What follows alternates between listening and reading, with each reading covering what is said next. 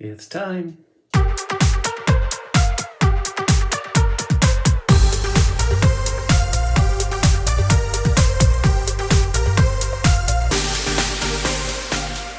All right, guys, it's time now to get started with our story, The Witches. Now remember, you need to pay very close attention because not only will this book help save your life from real witches, you need to pay close attention because you are going to be answering some very important questions at the end. Now, you do need to use complete. Let's try that again. Everybody, 1, 2, 3. You will be answering each and every question with complete sentences. Now, I ask you to restate the question. Why is that? Well, not only do I want you to know what you're answering, but I want to be able to read that answer to know what question you're answering.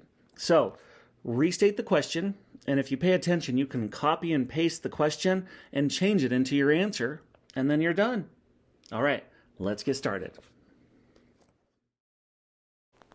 The Grand High Witch.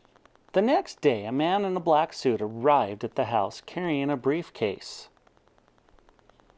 And he held a long conversation with my grandmother in the living room. I was not allowed in while he was there, but when at last he went away, my grandmother came in to me, walking very slowly and looking very sad.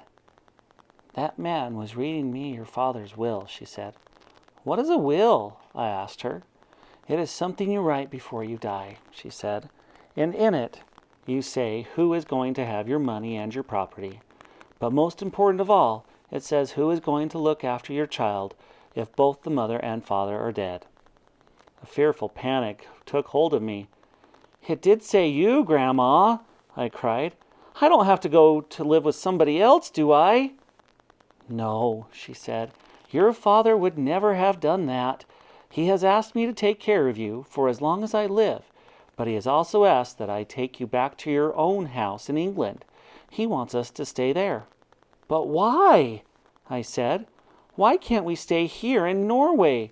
You would hate to live anywhere else. You told me you would." "I know," she said, "but there are a lot of complications with money and with the house that you wouldn't understand. Also, it's said in the will that although you are your family is Norwegian, you were born in England and you have started your education there, and he wants you to continue going to English schools." "Oh, Grandmama," I cried, "you don't want to go and live in our English house. I know you don't." "Well, of course I don't," she said, "but I am afraid I must. The will said that your mother felt the same way about it, and it is important to respect the wishes of your parents." There was no way out of it. We had to go to England, and my grandmother started making arrangements at once. "Your next school term begins in a few days," she said, "so we don't have any time to waste." On the evening before we left for England, my grandmother got on to her favorite subject once again. "There aren't as many witches in England as there are in Norway," she said. "I'm sure I won't meet one," I said. "I sincerely hope you don't," she said, "because those English witches are probably the most vicious in the world." As she sat there smoking her foul cigar and talking away, I kept looking at the hand with the missing thumb. I couldn't help it. I was fascinated by it, and I kept wondering what awful thing had happened that time when she had met a witch. It must have been something absolutely appalling and gruesome. Otherwise, she would have just told me about it. Maybe the thumb had been twisted off, or perhaps she had been forced to jam her thumb down the spout of a boiling kettle until it was steamed away.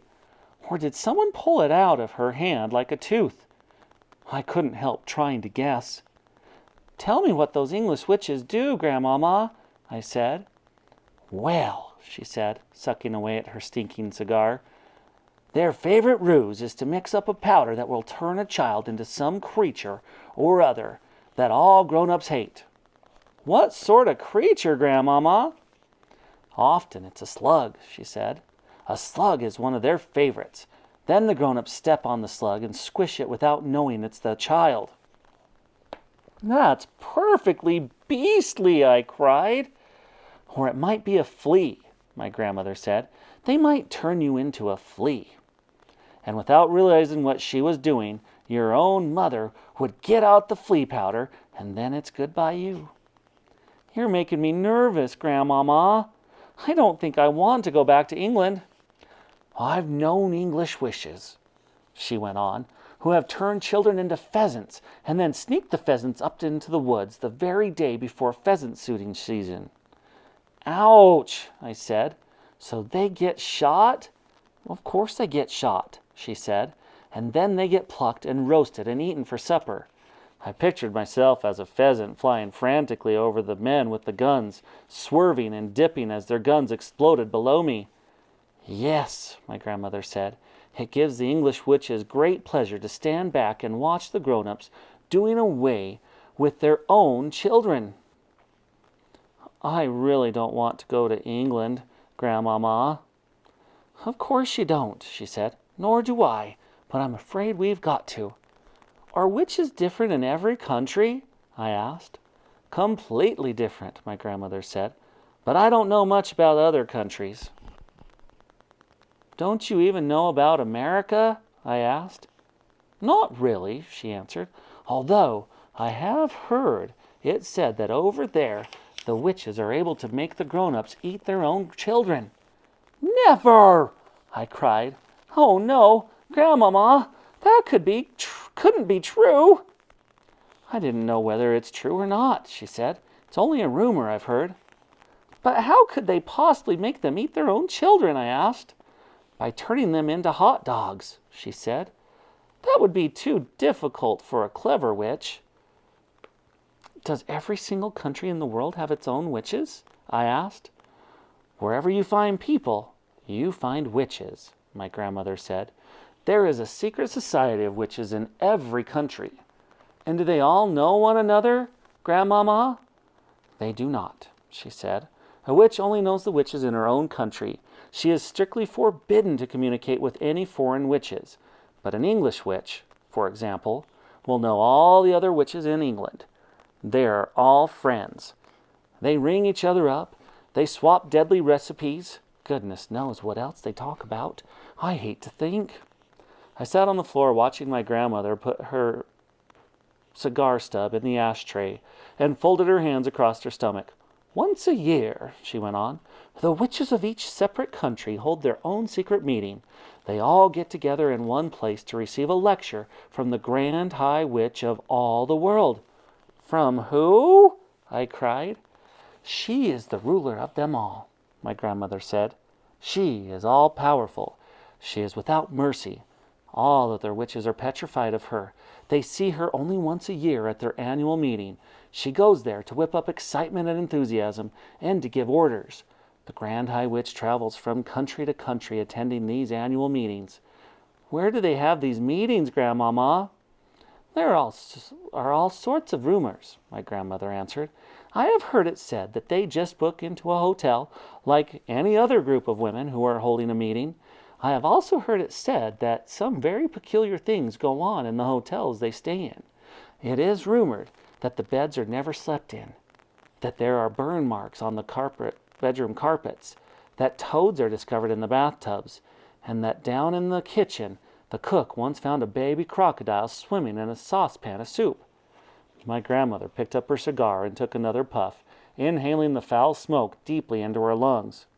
Where does the Grand High Witch live when she's at home? I asked. Nobody knows, my grandmother said. If we knew that, then she could be rooted out and destroyed. Witchophiles all over the world have spent their lives trying to discover the secret headquarters of the Grand High Witch. What is a witchophile, Grandmama? A person who studies witches and knows a lot about them, my grandmother said. Are you a witchophile, Grandmama? Well, I'm a retired witchophile, she said. I am too old to be active any longer, but when I was younger, I traveled all over the globe trying to track down the Grand High Witch. I never even came close to succeeding. Is she rich? I asked. She's rolling, my grandmother said, simply rolling in money.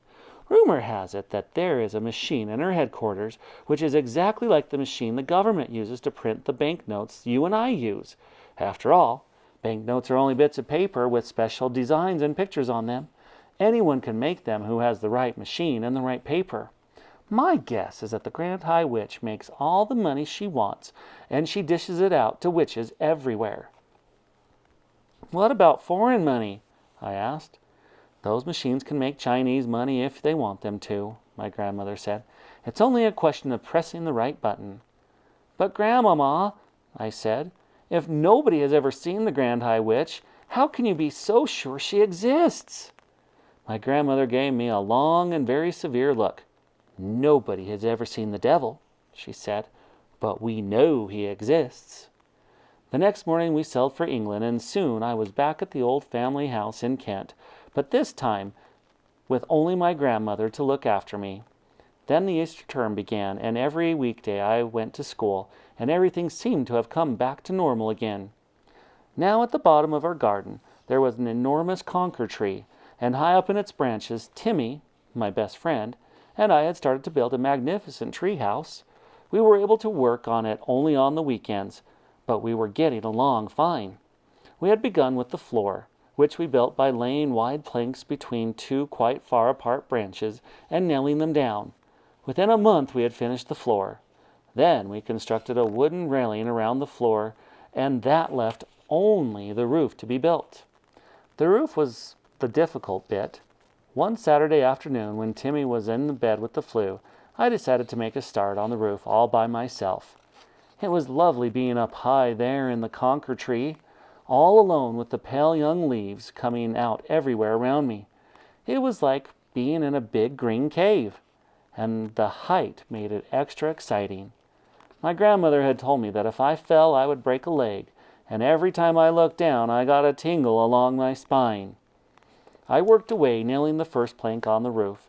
Then suddenly, out of the corner of my eye, I caught the sight of a woman standing immediately below me. She was looking up at me and smiling in the most peculiar way. When most people smile, their lips go out sideways. This woman's lips went upwards and downwards, showing all her front teeth and gums. The gums were like raw meat. It is always a shock to discover that you are being watched when you think you are alone. And what was this strange woman doing in our garden anyway? I noticed that she was wearing a small black hat, and she had black gloves on her hands, and the gloves came nearly to her elbows. Gloves! She was wearing gloves! I froze all over. "I have a present for you," she said, still staring at me, still smiling, still showing her teeth and gums. I didn't answer. "Come down out of that tree, little boy," she said, "and I shall give you the most exciting present you've ever had." Her voice had a curious raspy quality. It made a sort of metallic sound, as though her throat was full of drawing pins. Without taking my eyes from her face, she very slowly put one of those gloved hands into her purse and drew out a small green snake. She held it up for me to see. "It's tame," she said. The snake began to coil itself around her forearm. It was brilliant green. "If you come down here, I shall give him to you," she said. "Oh, Grandmama," I thought, "come and help me." Then I panicked. I dropped the hammer and shot up that enormous tree like a monkey. I didn't stop until I was as high as I could possibly go, and there I stayed, quivering with fear. I couldn't see the woman now. There were layers and layers of leaves between me and her. I stayed up there for hours, and I kept very still. It began to grow dark. At last I heard my grandmother calling my name. "I'm up here!" I shouted back. "Come down at once," she called out. "It's past your supper time." "Grandmama!" I shouted. "Has that woman gone?" "What woman?" my grandmother called back. "The woman in the black gloves." There was silence from below. It was the silence of somebody who was too stunned to speak. "Grandmama!" I shouted. "Has she gone?" "Yes," my grandmother answered at last. "She's gone. I'm here, my darling. I'll look after you. You can come down now." I climbed down. I was trembling. My grandmother enfolded me in her arms. "I've seen a witch," I said. "Come inside," she said. "You'll be all right with me." She led me into the house and gave me a cup of hot cocoa with lots of sugar in it. "Tell me everything," she said. I told her. By the time I had finished, it was my grandmother who was trembling.